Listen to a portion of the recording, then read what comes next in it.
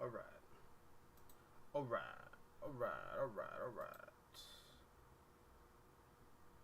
And you're doing the thing. You're doing the thing. Alright. Let me just wait for people to dribble in, dribble in, dribble in. Actually, that sounds kind of gross saying dribble in. Ugh.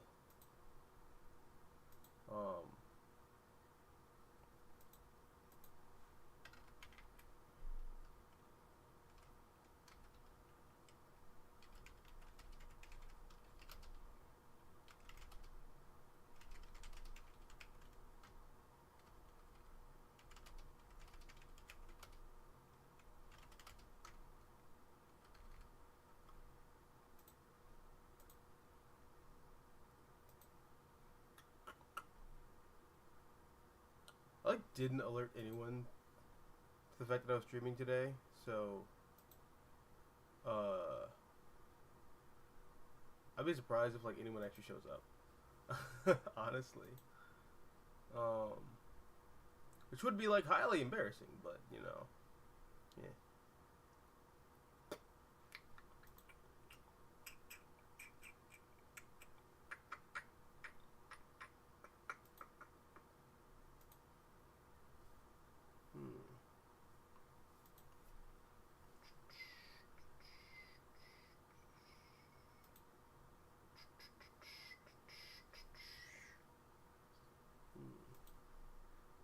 Let me share out the rest of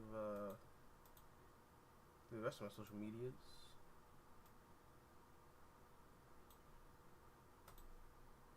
And hey, there you go, Appets.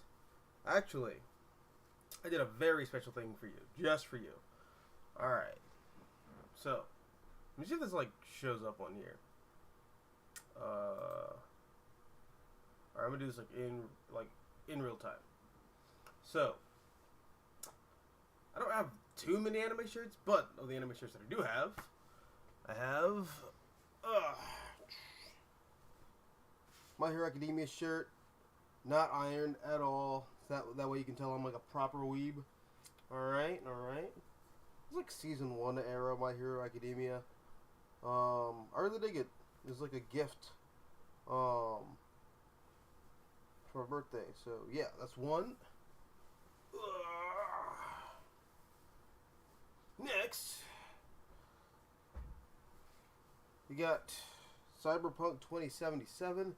I mean, technically it's kind of anime. I count it as anime because okay, Cyberpunk Edge Runners is my favorite anime of the season, this current season. So any and all Cyberpunk merch I'm counting as anime.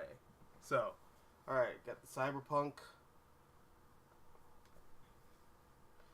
Alright. Boom. There we go. It's the classic Berserk. Got Berserk going on. You got Guts. You got Griffith. Hashtag Griffith did nothing wrong. Just so we all know. Griffith did nothing wrong, my man.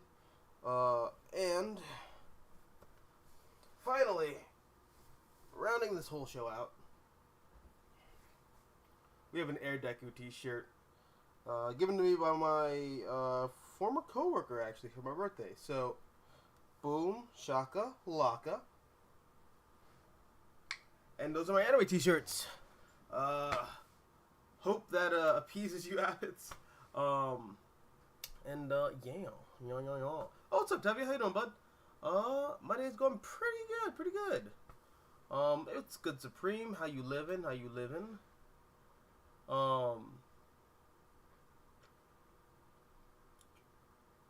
I've been rereading Steph's Time as Batgirl by Brian K. Miller. I know you complain about Cass getting sidelined, but that wasn't Miller's fault. That was the DO. Brian Q. Miller wanted a big arc with Steph and Cass. Kind of similar to what we're seeing right now. I don't know who's writing that Batgirl's book, but I remember years ago, people were kind of begging for DC to kind of just do what they're doing now, but like a decade ago. Um, I don't know how the book is, but you know, it. Me being a pessimist, I feel like it's too little, too late. But you know, if it's good, it's good. You know. Well, it's official. The DCEU is going to reboot. I don't know about that, honestly. Okay. I got like kind of irritated when I saw some uh like a bunch of clickbait article headlines on Twitter, and after just kind of like taking a step back and just you know, getting some of the immediate frustrations out of my system, which resulted in a slew of texts which I swiftly deleted. I'm just gonna like hold off until James Gunn and Peter Safran. Is it Peter Safran or Robert Safran? I'm just gonna say Safran until James Gunn and Safran say anything officially, which I don't think is for another 2 days. So until they say something for sure, I'm not gonna jump to any conclusions. I'm gonna just let them. I'm gonna let them take that stage. I'm gonna let them announce what they're gonna announce. And if they announce something cool, then dope. If they don't, well then, at this point, I don't think I really care anymore about the DC movies. Like, the Batman was cool. You know, I like Joker. Man of Steel was still like one of my favorites. It's from like a decade ago now at this point. But at this point, I'm much more invested in what DC is doing in their comics. I'm much more invested in what some of the DC animation is doing. Not their animated movies. Their animated movies kind of suck right now. The Tomorrowverse had like so much promise, and then just it. I don't know what the hell they did. Just a slew of just weird, just counterintuitive narrative choices. I don't know. The Tomorrowverse is just whatever. But yeah, My Adventures with Superman. I think that's what that show's called. The upcoming animated show looks kind of like Voltron. You know, the DreamWorks Voltron show. Just based off some of the leaked character concept art and whatnot. So that looks pretty cool. I'm excited to see that. I hope it doesn't get Spider-Man freshman yeared. That would really suck if it did, but I'm looking forward to that. Kid Crusader sounds pretty cool. But you know, generally, and the video games potentially could be dope, but as far as DC goes on film,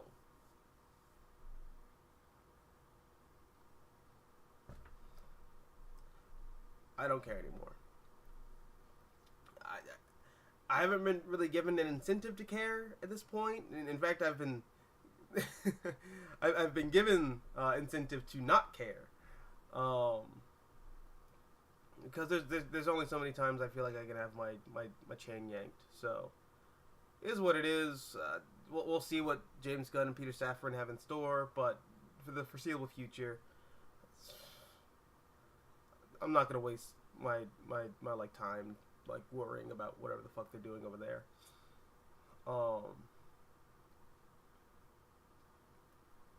Supreme Omega. Also on Scott Snyder, in his Batman run, in the pre-New 52 plans, he wanted to use Dick Bats and Cassandra as Black Bat. Well, Black Bat, I think, comes from Batman Incorporated. And that's in that era when, like, DC's trying to rehab Cassandra. And I think some of that is... I want to say like post the Return of Ra's al Ghul, but I don't remember because I haven't read that stuff in like 15 years. But I also remember not liking it, so I don't have like a burning desire to go back and reread it. But yeah, I really like the Black Bat era for Cassandra Cain. I thought that was a pretty cool status quo. If you're not gonna have Cassandra be Batgirl, have her be Black Bat. That was dope. Also, her costume looked pretty cool, and her mask was like a throwback to the Thomas Wayne Batsuit from the Silver Age, or I guess Golden Age.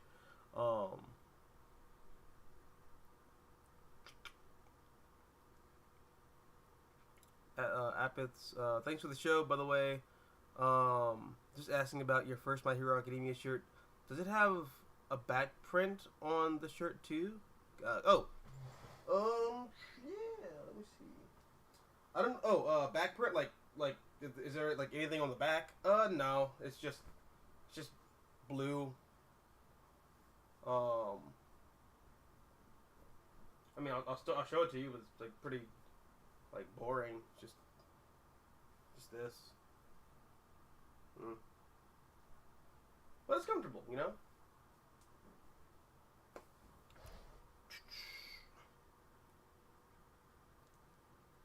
Yeah, I was looking forward to more Henry Cavill Superman, but it is what it is. I don't know. They're gonna do some. They're gonna do something. I don't care. Whatever. Supreme. After reading some of the bad 2000s era Batman comics, All-Star Batman and Robin doesn't seem too bad. Okay, I've done videos on this before, but I'll say it again. I really think Frank Miller's All-Star Batman and Robin: The Boy Wonder is parody. I know that sounds crazy, and I know my appearance is not helping because my hair looks all jacked up like I'm Rick fucking Sanchez or something. But like, that book reads like parody. Knowing Frank Miller's sensibilities, especially when it comes to writing DC comics, he's always using those characters and that world to express something that he feels like deep inside. So like, I really feel like Frank Miller's like taking the piss out of DC for post Dark Knight Returns just turning Batman into Dark Knight Returns Batman, and how silly and stupid that is because it misses the point of Dark Knight Returns. But yeah, no, I really feel like Frank Miller's doing something with that, and I don't know, I really enjoy All-Star Batman and Robin for that reason, because it's intentionally poking fun of. I feel like it's intentionally poking fun of a lot of the comics I don't like, namely the 2000s era material. So, yeah. W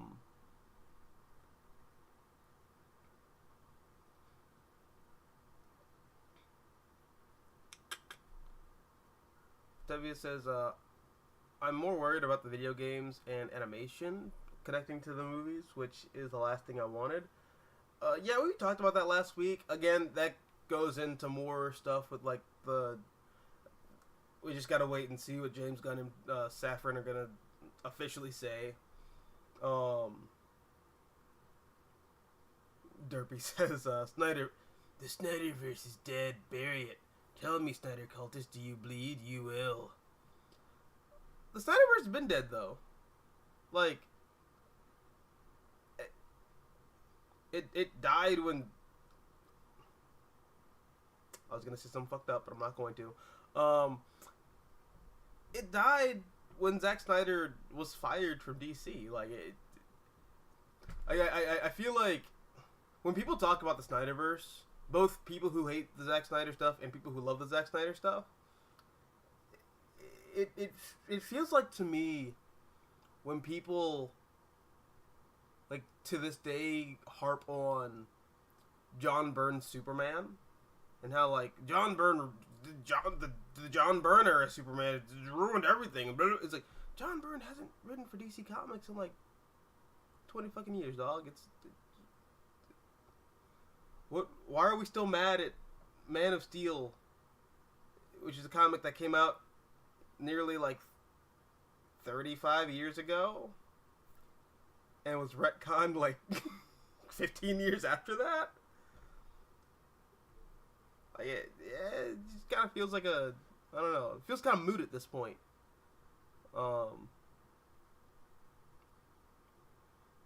Tevye says, question, how do you feel about the new Superman comics coming out in 2023? I'm excited. Oh, I'm really excited. Joshua Williamson, I think he does a great job with, like, the more intimate stuff, you know? I feel like he's kind of like Bendis in that way. Or I guess Bendis, like, 15 or 20 years ago. Where, much like Bendis, great when it comes to the solo character stuff. And by great, I mean, he's good. But compared to when he works on, like, the big, like, event stuff, which I just think is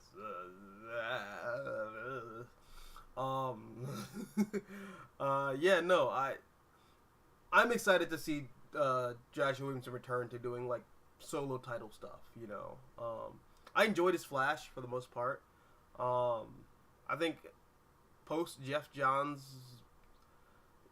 Johnsization of the Flash mythos with Flash Rebirth, I think it was the best use of that material. And that's what I'll say on that. But no, I enjoyed it. You know, if we weren't gonna have a Wally West led title, I was cool with what we got. So that was dope. But yeah, no, I hope that Joshua Williamson can bring that same energy to Superman. He's citing the animated series a lot, which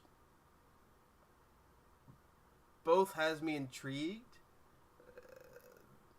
but also, like, kind of worried.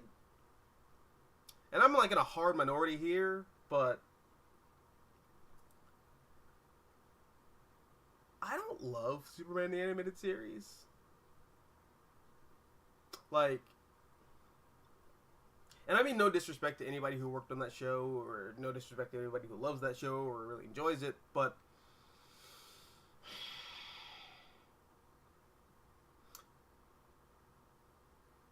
Superman the Animated Series, growing up, bored the shit out of me. In a way that Batman the Animated Series didn't, and in a way that Static Shock didn't. Superman the Animated Series was boring.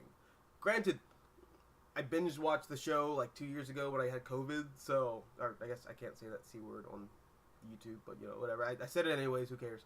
But I binge watched the hell out of that show, and I realized why I didn't like it as a kid. It's boring, you know, like. Whereas Batman the Animated Series and later Batman Beyond really feels like a love letter to the character. It feels like all these people like writing a love letter to Batman and putting their heart and soul into this show for this character they all love. It's palpable. That energy is there. You feel it. It's contagious. It's in the air. You love it. Superman the Animated Series, however, at least that first season, it feels like a show made out of obligation. It feels like the Warner Brothers executives were like, all right, well, you did one for Batman, make one for Superman. And they were like, do I have to? Like, I don't know, just, I don't feel that same level of love in Superman the Animated Series that you feel with Batman the Animated Series.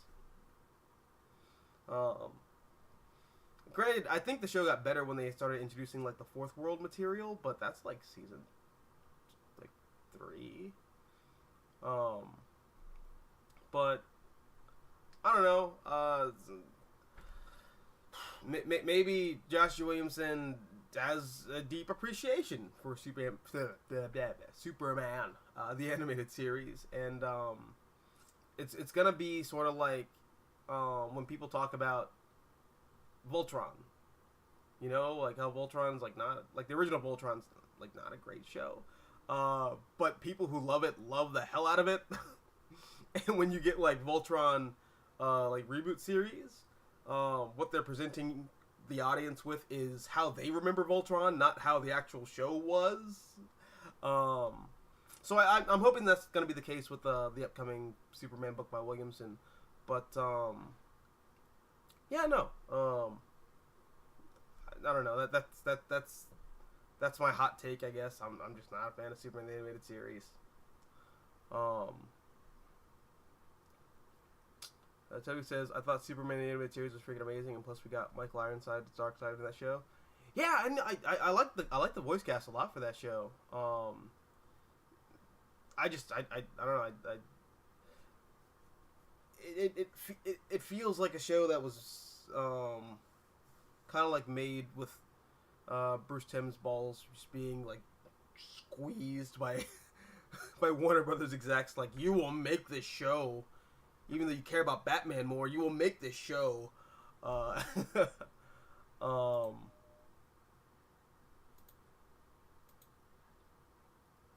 Any opinion on Dark Web? Because I read that story and it was a complete train wreck. Again, I'm not reading Spider-Man anything right now. Like, Spider-Man is just kind of like...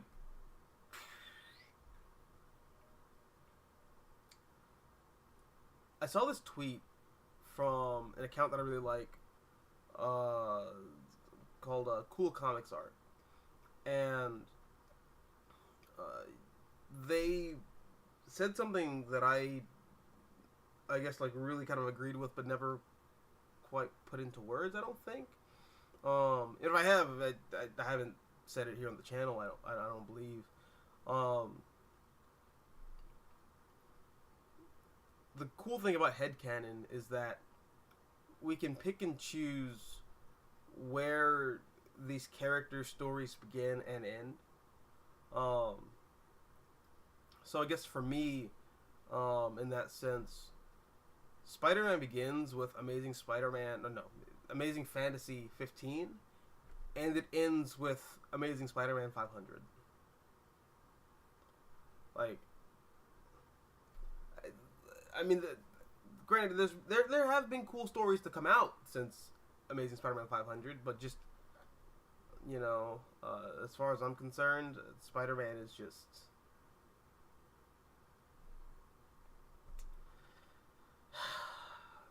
Pete retired shortly after that. Pete gave Uncle Ben a hug from the magic box that Doctor Strange gave him for his birthday, and then he's like, you know, I've done enough. I've helped enough people. I'm gonna retire as Spider-Man. And that's how the story of Spider-Man ends for me. Nothing else happened after that.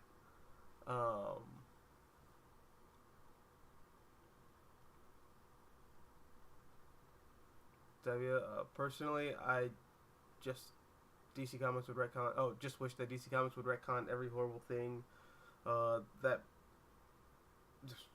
Sorry. Personally, I just DC Comics would retcon everything with Bendis' horrible take on Superman and DH John Kent.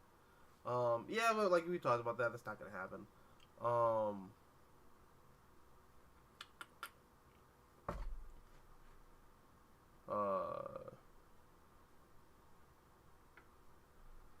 But yeah, I guess that I can talk about some of the comics I picked up this week.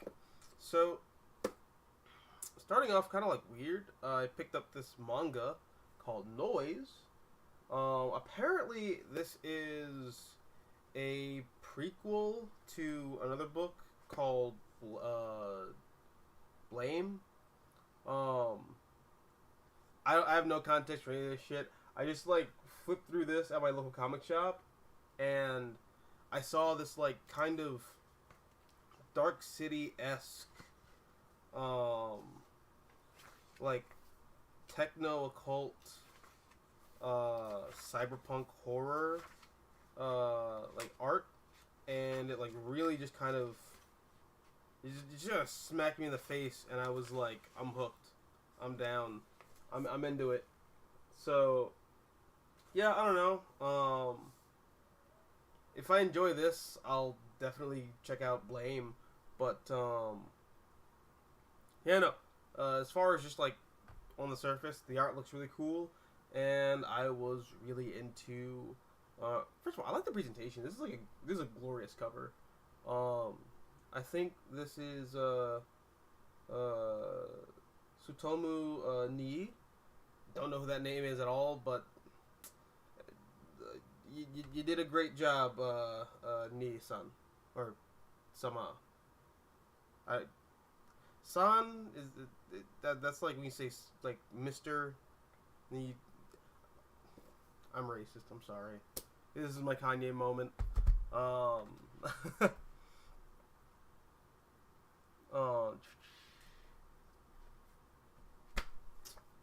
Next book I got on here is Ghost Rider Danny Ketch.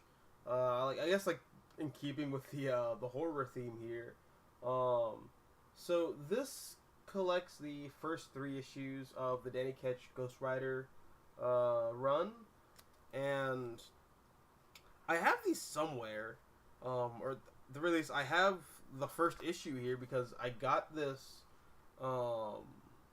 back when Marvel Comics used to put out these like toys, like these elaborate like toy sets, and they would have comics in the back of them. So yeah, no, I was like, dude, I love that comic growing up. Like the thing I like remember the most is after Danny Ketch like gets his powers as the Ghost Rider, like a bunch of like hand ninjas show up because I guess the hand just had to be involved in everything, and he like whips out his he whips out his chain, and the chain turns into like flaming like ninja stars. Dude, I don't know. I remember seeing that and freaking out and going like, "What the fuck? This is so cool!" It just blew my like 9-year-old brain. Actually, no, I was like 7 when I read that. Yeah, dude, no, absolutely like blew me away. So yeah, and after reading that, I was under the illusion that I was a Ghost Rider fan for most of my teen years until I read more Ghost Rider and said, "Holy shit, this sucks." But I remember liking this stuff a lot, and I'm glad that Marvel reprinted it. And yeah, it's pretty cool. Pretty cool. I'm glad Marvel's doing that a lot more now. They did that recently with Thanos Quest, where they reprinted that in like I guess a chunky boy. I don't know what to call these. I feel like saying chunky boy is weird, but we're sitting here talking about comic books. Like we're already weird. We've crossed the threshold into weird already, so it doesn't matter. Question: how do you retcon the Bendis crap? I don't know. Honestly, I wouldn't really focus too much on trying to retcon anything. I would just move forward. I know they're gonna put the genie back in the bottle for like Clark and John's identities, so I guess that's like a retcon in a way. But beyond that, I wouldn't. I would just keep going. Because this is the whole problem I have with like retcons and reboots.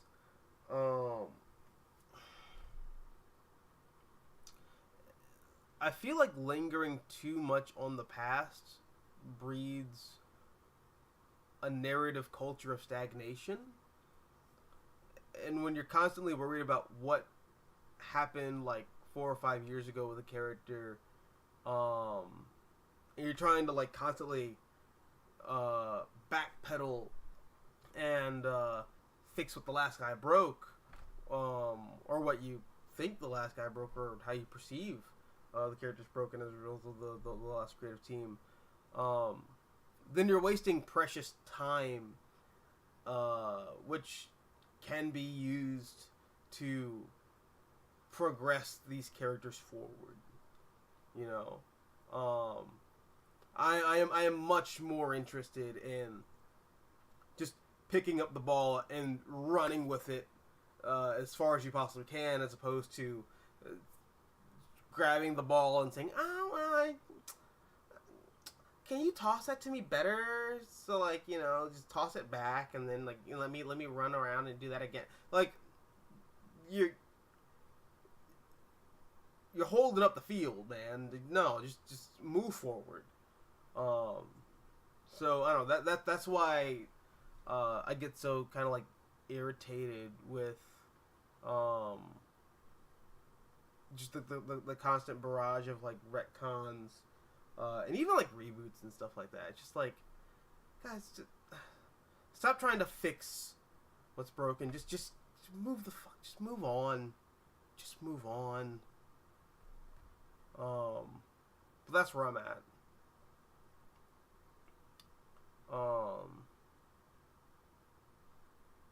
Toby says, question, how do you fix Peter Parker, Spider-Man, and retcon One More Day out of existence? Well, One More Day's already been retconned out of existence. That was the entire ending of, Nick Spencer? Yeah, Nick Spencer's run on, Amazing Spider-Man. I mean, it's one of the things where I don't even think it really needed to be retconned out of existence. Just could have just moved forward, but Nick Spencer tried his hardest. Jesus Christ, I do look like Julio. What's up, Adam?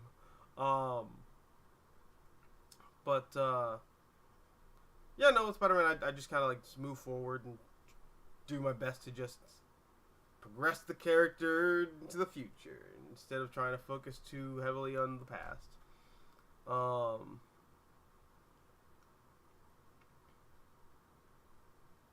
Eb says, if you know who this is, you deserve 300 cookies. I know who that is, but I won't tell you that I know who you are, because that would destroy the entire fabric of the construct of internet anonymity.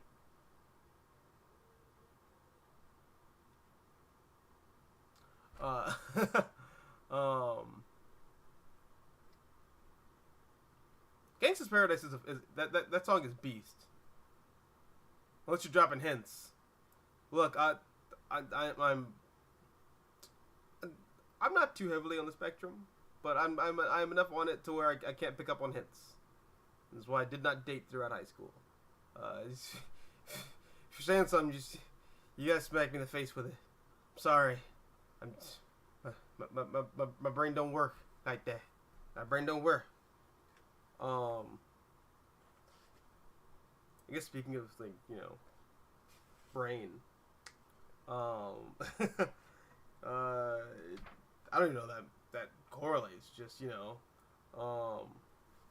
here's Batman 130 by Chip Zdarsky, and Jorge Jimenez. This book is dope. This is everything I wanted out of a Batman story. Like, it's absurd, but like I feel the humanity in Batman, in Bruce Wayne. You feel the compassion that this character has. This whole series has been like kind of a critique of what Batman's kind of turned into post Dark Knight Returns. How the character is kind of like lacking any like real empathy. He's kind of like a charisma vacuum. Yeah, no, like this book, in a weird way, feels like a spiritual successor to everything that Grant Morrison was trying to do with Batman. And yeah, this book just continues to be great. Chip Zdarsky does make a couple like retcons here and there. That don't quite match up with what Grant Morrison was doing with Tony Daniel and Batman R.I.P. Like, okay, for example, Chip Zdarsky plays up the fact that, okay, Batman was in a sleep deprivation tank. That's why Batman developed the Zero-Hour personality. And it's like, I thought it was because Batman was like popping Molly and you know, shooting up heroin in the backseat of the Batmobile. That's what Grant Morrison said Batman was doing. That's what Grant Morrison established. But I totally understand if DC was like, let's just walk that back a little bit. Let's not have our star player fucking junkie. Let's just not do that. Rest in peace, Coolio. It's symbolic, because I don't want to spill shit all over my laptop here. But yeah, rest in peace, Coolio, who truly lives in a gangster's paradise now.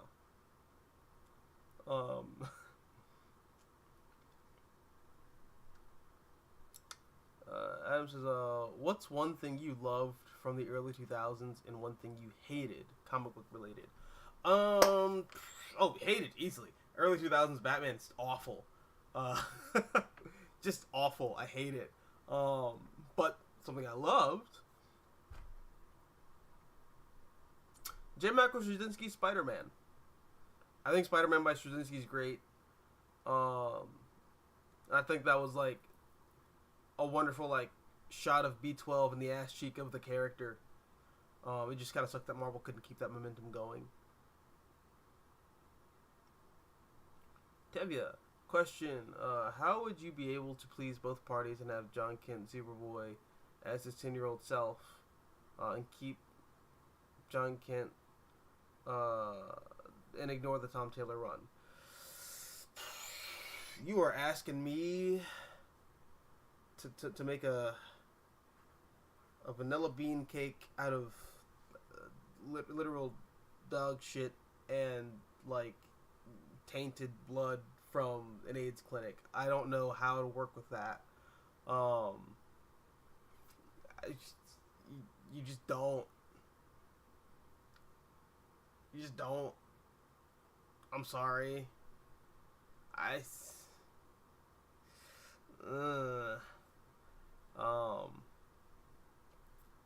It's just a whole L.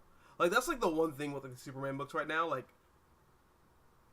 Woman of Tomorrow was great by Tom King and Bilquis Evely. The main Superman title, Action Comics, the secondary title, but I consider it the main title because it's the first DC comic. But you know, Action Comics has been wonderful by Philip Kennedy Johnson and the various artists he's worked with. I'm really excited for the Joshua Williamson Superman book coming up. Superboy, Man of Tomorrow, potentially pretty cool. I think Kevin Porter is going to be working on that, and Kevin Porter is actually Kenny Porter. I think Kevin Porter is like an actor, but you know, I'm excited for, you know, Man of Tomorrow. It's just the son of Kal-El, John Kent. That's just an L. It's just a whole capital one of these. I'm not really sure what to do with him at this point. I think you just kind of have to accept the fact that he's just the black sheep of the super family at the moment. And we can choose to ignore him if we want to.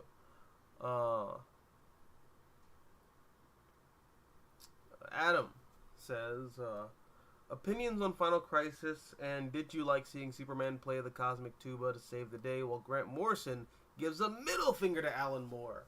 Abso-fucking-lutely. I loved it. And by loved it, I mean I loved it 5 years ago when I read it as like an early 20 something, because God knows I hated that book when it came out. Like, it made no sense. My mind felt like it was actively melting. I was so frustrated. And part of that frustration was I really liked Infinite Crisis. Like, I loved Infinite Crisis. So when Grant Morrison, this writer who I really liked growing up. Oh, he's gonna be doing uh, a sequel to Infinite Crisis. Dope. He's gonna put the trifecta in there with the Crisis trilogy. Okay, I'm down. And then you read it and it makes no sense because it was marketed as this thing where oh, you don't have to read it linearly. You can just read any issue and it makes sense. Okay, I get what they might have been going for, and I commend Grant Morrison on his efforts. I know that he is definitely, or I guess, sorry, they are inspired by creators such as William Burroughs and the like. One problem, I don't do meth.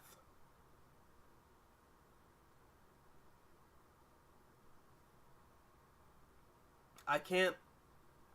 I can't follow along with whatever the fuck kind of like psycho structure that Morrison was experimenting with. What? Okay, have you guys ever read or I guess tried to read William Burroughs novels? That man's insane. So just letting you know that straight off the bat. But he had this practice, right, where he believed he believed he believed in time travel, and he believed that he could achieve like a sense of like spiritual like metaphysical time travel through writing stories out of order, like taking like specifically taking like news headlines and clippings from like events from the current day and the past and like smushing them together to tell a story. And it's like, dude, what the okay, this well, you're a diagnosed schizophrenic, and human brains don't work like that. Sorry, man. But William Burroughs is like a legend in the philosophy world for obvious reasons, because everyone who gets a philosophy degree is insane. But yeah, that's one of Grant Morrison's influences, and it shines through in Final Crisis. And I hated that comic when I was growing up because I just didn't get it. But I get it now. Like, just reading it just in like the order that it's kind of like broken down in like its current printing. It's just the main Final Crisis story, like issues 1 through 7 or issue 1 through 8 of Final Crisis. Superman Beyond is in the middle, and then you have The Butler Did It, which is one of the issues that Grant Morrison wrote for Batman, because Grant Morrison was also writing Batman at the time, and that explains how Bruce Wayne escapes the DNA alien prison and goes and shoots Darkseid with the Radian bullet, which, by the way, comes out of nowhere if you don't have that issue. So just, I'm glad that it's been collected in a way where I can understand what the fuck is happening in recent years. But I say all that to say that, I really enjoy Final Crisis. It's one of my favorite comics of all time, and I wish it was collected with three-dimensional human brains in mind a lot earlier. Adam says, if Snyder said that Ben Affleck was playing Batman Zero-Na, I'm sure that would have been more acceptable. Except he kind of is playing Batman Zero-Na. Well, okay, not really, but it's weird. I don't mind the like weird kind of like murder take on Batman in that movie, mainly because Batman's the antagonist of that movie, and he's depicted as being a fallen from grace version of Batman. So I didn't mind that Batman was being like a psycho serial killer in that movie, because the point is that it's It's a broken Batman. I don't know. I didn't have a problem with it. Interesting answer. I actually said.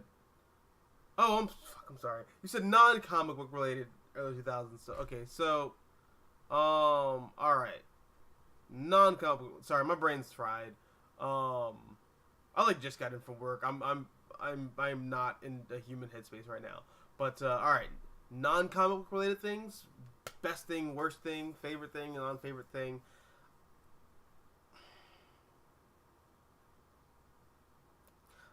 This is gonna be hard for me to answer.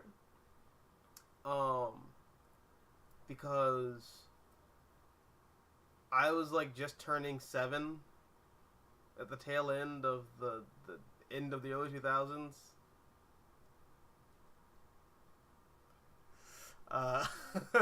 So I guess favorite thing from the early 2000s, non-comic related. I don't know. I really like Game Boy Advance. Game Boy Advance is pretty cool. PlayStation 2, like video games in the 2000s are pretty cool. So you know, I think video games from the early 2000s are pretty cool. Least favorite thing from the early 2000s. I'm gonna go ahead and say 9/11. You know, pretty bad, I think. You know, might be one of the less cash money things to happen in that era of American history, human history, I guess. Kind of sucked. But yeah, final answer: 9/11 and video games.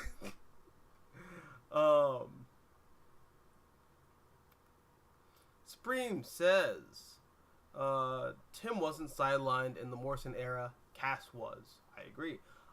Cass should have had Cass should have had a Black Bat solo series. Steph was Batgirl because DC realized having Steph being tortured over and over and over and raped in war games was bad. Thoughts? No, I agree. I think you're right. That's the thing. People always kind of talk about how Tim was sidelined. Motherfucker, he was still in the Teen Titans. And he had his own solo title.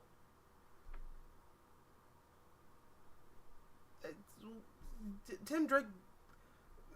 We're not going to boo-hoo about Tim Drake. We're not going to do that. Tim had his time to shine. Tim had his time in the sun, even after he was Robin. Tim was fine. Yeah, but all that like weird shit that happened in war games, that was, yeah, that was all a little kind of shaky. But again, that's also that like early 2000s era in Batman where Bruce Wayne just kind of regresses into being like Dark Knight Returns, like just bleeds out of my anus, Alfred. You don't understand. Like super cringe. I hate that era of Batman. And also like there were no supervillains. Like there were no colorful supervillains. It was all just like Red Hood, Black Mask, and Hush. Ugh. Why are you reminding me of this? Why are you taking me back on this train? I don't want to be on this train. Get me off this train. Shinji, we're getting off this train. I'm doing something else. W says, so basically just give up on John Kent, never use him again. Yeah.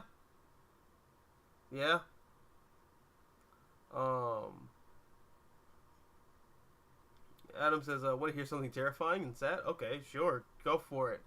One of my coworkers picked up an issue of the Tom Taylor Superman run and asked me, why is Connor Kent, the Metropolis Kid, making out with his pink hair?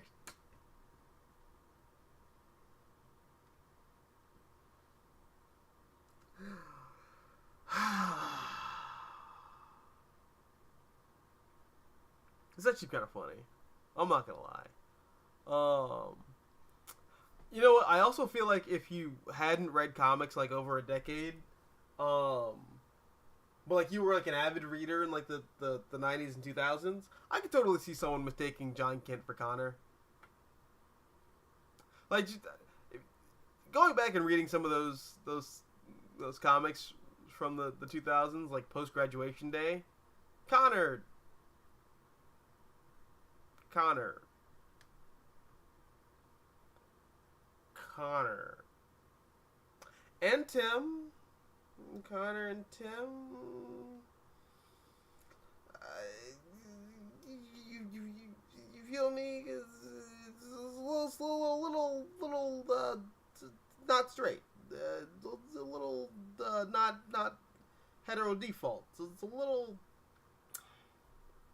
you know, respectfully, a little gay. If you catch a drift. But yeah, no, like, yeah. That's also the thing. Like, if DC was like starving to like have an LGBTQ Superboy, Connor was like right there. Like, but just not gonna get into that. Whatever.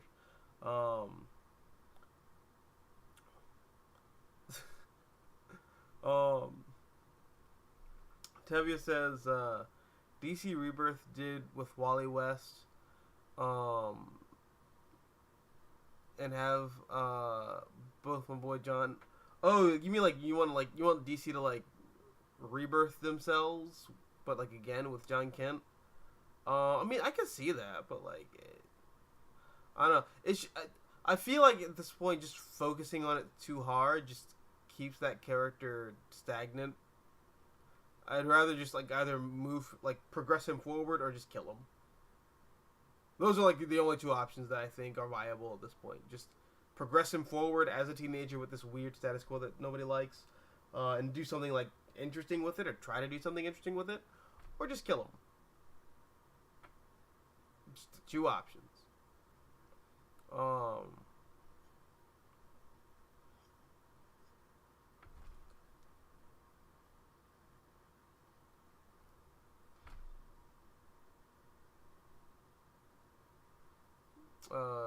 In the early days of the Morrison era, Tim still had his solo, while Cass was evil and Steph was still dead.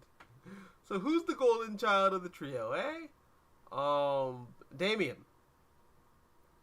Because I don't see Tim in any of these fucking video game adaptations or animated movies or animated shows. It's all Damien. So Damien's the real golden child. Damien's the one we care about. Fuck them other niggas. Sorry. I guess YouTube also hates me saying that too. But, you know. Oops. Freudian slip.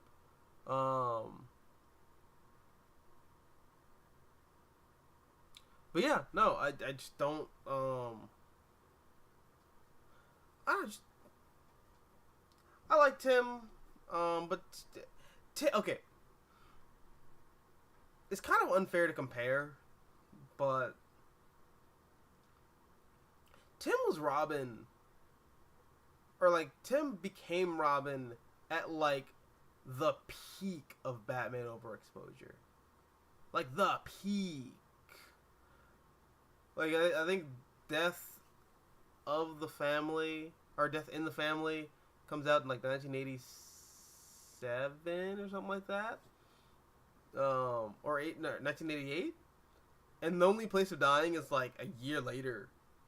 And that's when the Batman movie is out. And, you know, that's when, you know, Batman's like at an all-time high in pop culture. And then you get to the 90s where Batman has like 8 different titles, because that's really when DC starts putting all their eggs in the Batman basket. So you know, from then on, like, Tim's in a lot of stuff. You know, like, Tim got more than enough servings at the table. You know, if we're gonna talk about who got served. Tim was eating pretty good. And Tim Drake fans were eating pretty good for like a long ass time. So Tim is perfectly fine.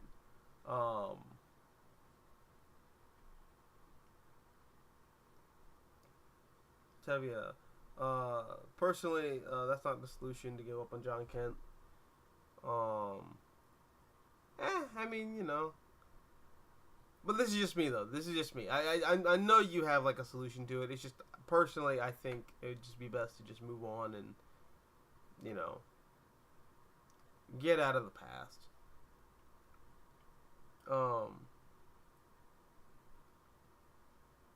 Yeah, Tim Drake was. He is in Young Justice, and he was in the Gotham Knights game. Again, Tim Drake is still...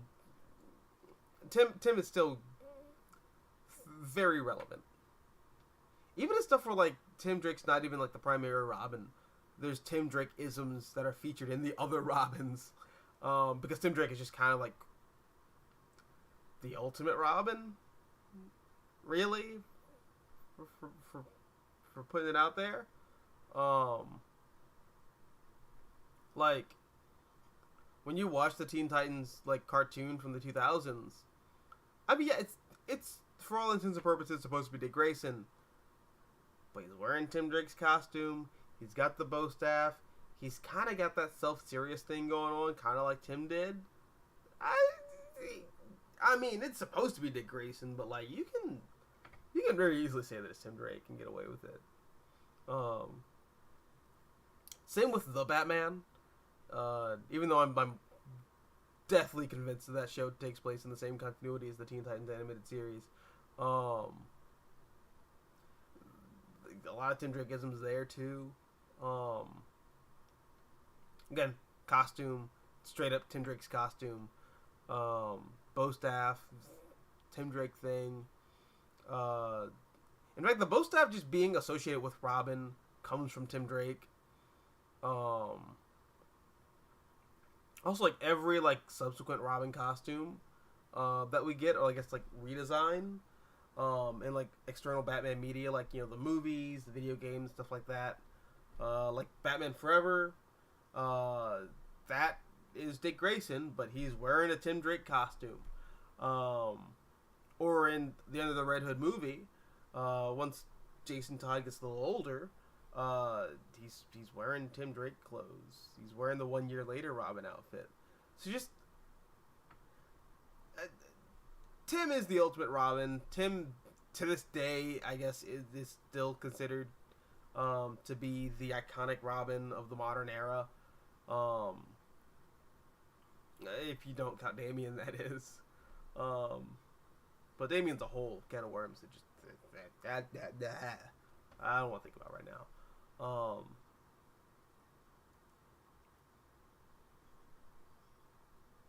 Adam says, what's funny was Pre-New 52 Tim had the same thing Ultimate Peter Parker had, which was, hey, how come this kid's been 15 for about a decade? Yeah. Although I think, didn't Tim Drake go to college in 1 year later? Which I guess means that from 1990 up to 2005, that 15-year time period, only 5 years passed in the DC universe. Because if I remember correctly, Tim Drake is like 15 in that Robin solo series, right? Like when it first starts out, like Tim's supposed to be 15, I think.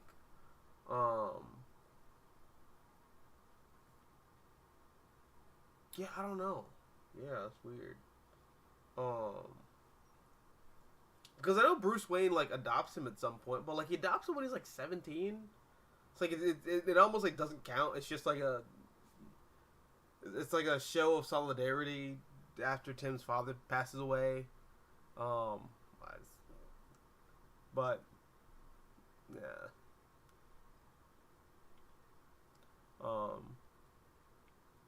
Yeah, but the Ultimate Universe thing is also weird.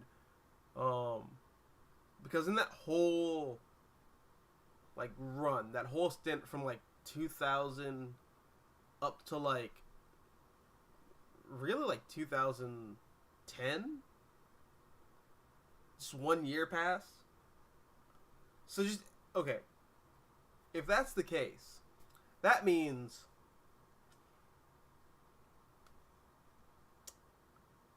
the president was dragged out of the White House and nearly murdered on national television by Magneto. And then the Ultimates are formed out of that. And then... but no, it doesn't fucking make sense because Ultimates 2 takes place a year after the Ultimates. Oh my god, hold on a second. Alright. So, okay, so maybe like it was 2 years? Because Spider-Man, even though he's like even though Ultimate Spider-Man is like the first Ultimate like comic series, does that mean Ultimate Spider-Man doesn't take place first in that continuity lineup? I don't know. I don't know. The Ultimate Universe is just full of continuity kerfuffles and nonsense, so I'm not going to put too much thought into that. But,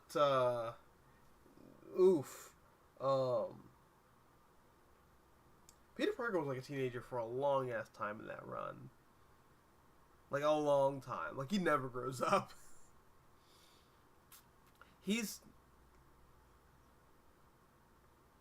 I was going to say something stupid. I was going to say that he's 50. He's like a kid. For the same amount of time that, like, Dick Grayson's Robin. But no. Dick Grayson was Robin for, like, 30 years. I think. Right? Because Dick Grayson introduced in 1940. 1940, 1950. 1960. Oh, no. He's Robin for, like, 30 years. Because Dick Grayson goes to Hudson University in 1969. Yeah, so, yeah. No, never mind. I take that back. I take that all the way back. Dick Grayson was Robin for a very long time. And he's still Robin, like, well into the 80s. So he's Robin for, like, nearly 40 years. Jesus Christ. That's insane.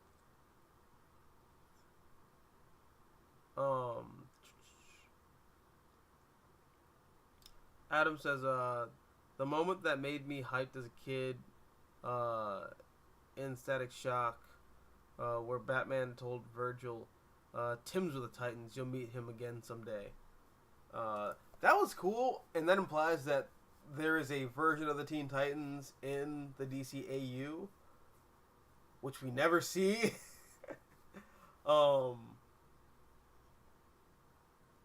Yeah, weird. Just weird. And also just like a promise that's like just never followed up on.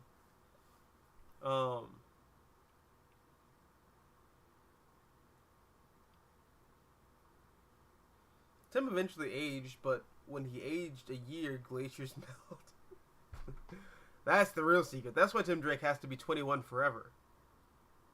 Damn it, I fucking missed the opportunity to say Forever 21. But, you know what? It's fine. It's fine. I avoided that copyright strike.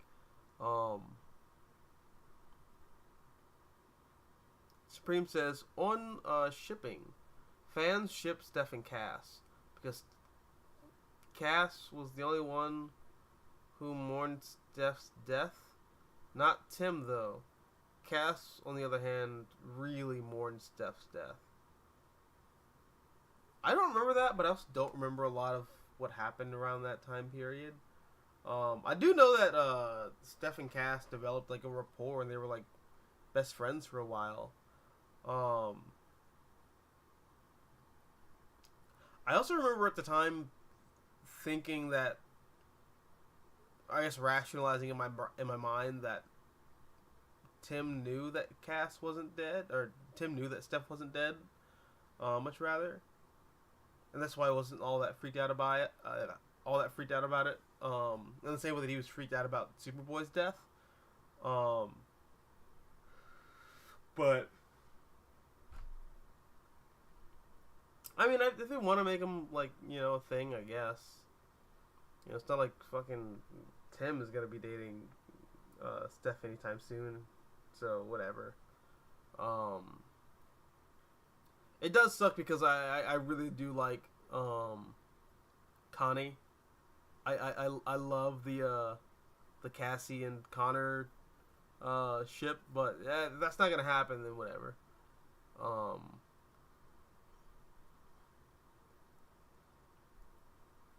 says I laughed pretty hard with my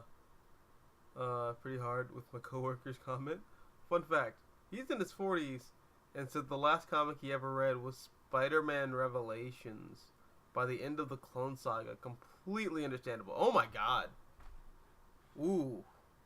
Yeah, just jumping in with like no context. That is all slide, no water. That is that is all prison sausage, no lube. Just oof, oof. Your buddy got hard. your buddy just jumped into the deep end of the pool with no water. Jesus.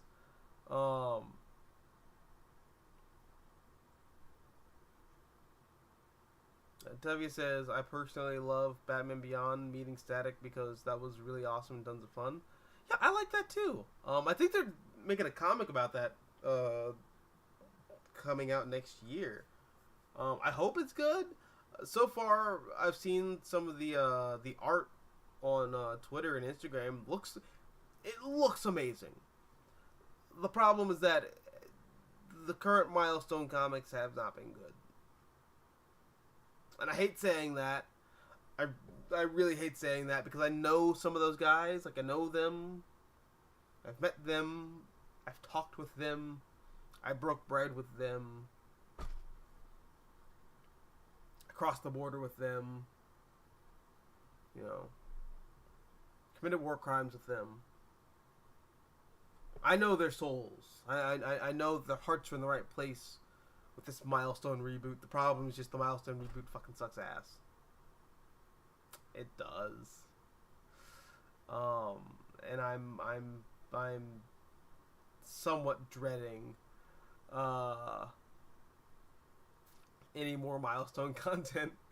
Furthermore, I'm dreading any more Batman Beyond content set outside of the DC animated universe because Batman Beyond comics suck. They're really bad.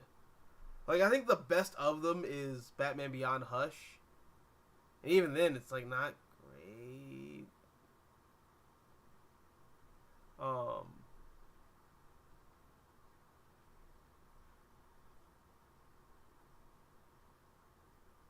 Question.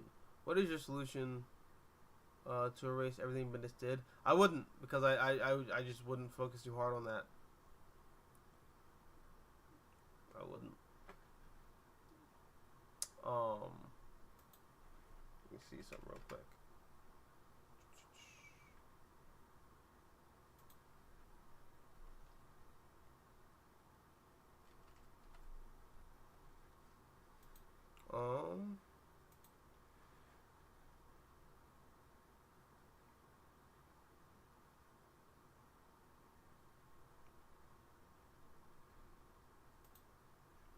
Let's see. Would you make Naomi a good character? I'll be honest, I don't know anything about Naomi. Like, I don't.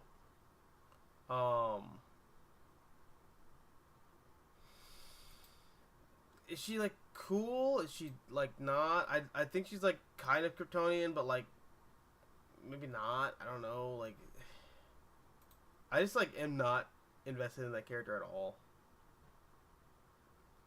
She has a cool costume though. I think Naomi like legitimately looks cool, but outside of that,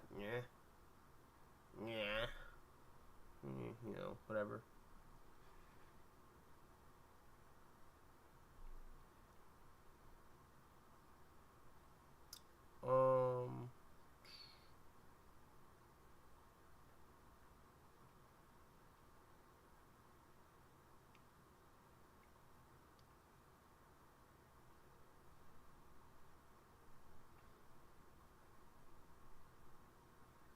Adam says, my coworker told me that he picked up Spider-Man comics back to back during the 90s, hoping that it would get better.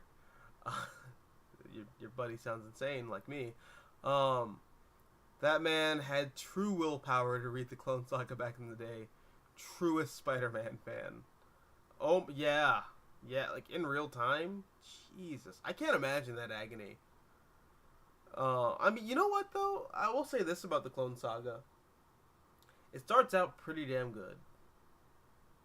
Like, even just, like, reading the trades, knowing that it gets bad, like, everything up to, like, Amazing Spider-Man 400 is, like, legitimately really good. Amazing Spider-Man 400 is a really good comic book. I don't know what to tell you, man. Well, no, I do. It goes on for far too long. It starts to drag, starts to spin its wheels, and then it just kind of devolves into, like, the most incomprehensible dog shit version of itself. That's what happened. But it didn't start out that way. Clone Saga actually starts out pretty cool, and I think people forget that.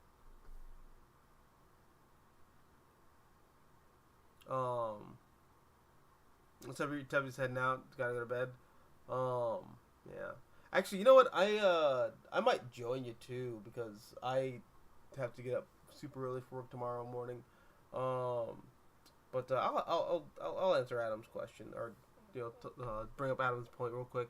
When I went on my quest to read every Spider-Man book back in the day, it took me months to get past the Judas Traveler story arc. Mother of God, mierda.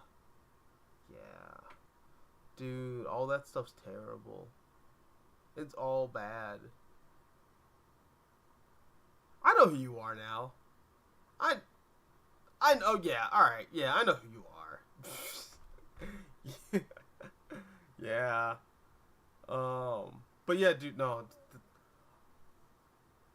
Who thought it was a good idea to have Judas from the Bible be a Spider-Man villain? Like, what the... Marvel Comics in the 90s. Just... oof.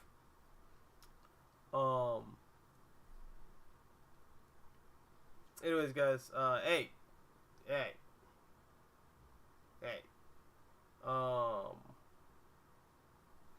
Thanks for coming out. Wait, hold on a second. On Megan Fitzpatrick. Fuck that bitch. Sorry, I didn't mean to say that. That was my immediate reaction.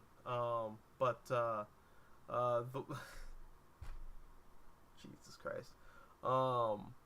She probably didn't even say anything like that bad.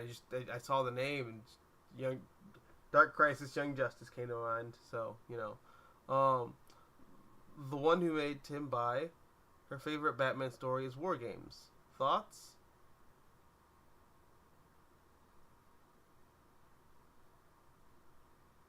I have none. On that note, goodbye, guys. You guys are melting my brain, my soul, with all this knowledge. I didn't want to know, like Megan Fitzmartin really liking War Games for some reason. Not whatever, dude. I'm going to work on some videos. Videos that I know some of you have been waiting for a very long time to see. And some of those videos, two of them, are just random, just crap that I had in my mind. Hopefully I'll upload something, this week, that isn't just, like, clips from the show. But, yeah, in the meantime, thanks for watching, and as always, until next time, adios nachos, adios. Wait, I get into this better, right? Alright, in 5, 4, 3...